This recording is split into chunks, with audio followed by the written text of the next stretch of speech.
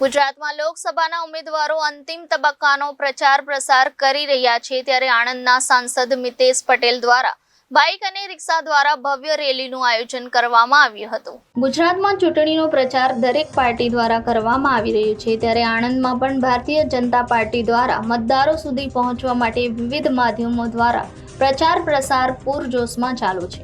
આણંદના સાંસદ મિતેશ પટેલ દ્વારા બાઇક અને રિક્ષા દ્વારા ભવ્ય રેલીનું આયોજન કરવામાં આવ્યું હતું। આ રેલીમાં આણંદ મત વિસ્તારમાં આવતા અલગ અલગ વિસ્તારોમાંથી આ રેલી પસાર થઈ હતી। મોટી સંખ્યામાં બીજેપીના કાર્યકર્તા આ રેલીમાં જોડાયા હતા।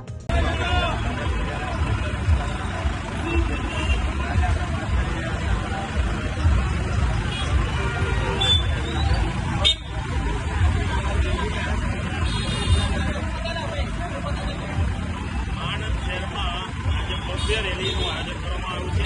આદરણીય પ્રધાનમંત્રી નરેન્દ્ર મોદી સાહેબ 2 તારીખના રોજ વિદ્યાનગર ખાતે શાસ્ત્રી મેદાને આવી સૌને સંબોધન કરી ગયા છે। ત્યાર પછી આપ જોઈ રહ્યા છો કે ગામડે શહેરમાં એક ખૂબ સારો માહોલ વધુને વધુ માહોલ બનતો જઈ રહ્યો છે।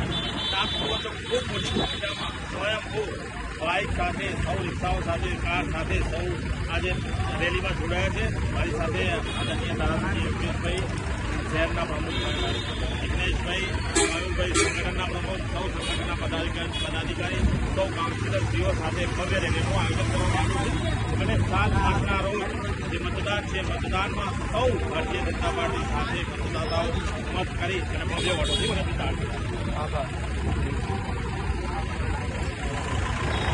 Reporter Kalp Shah, Janadesh news, Anand.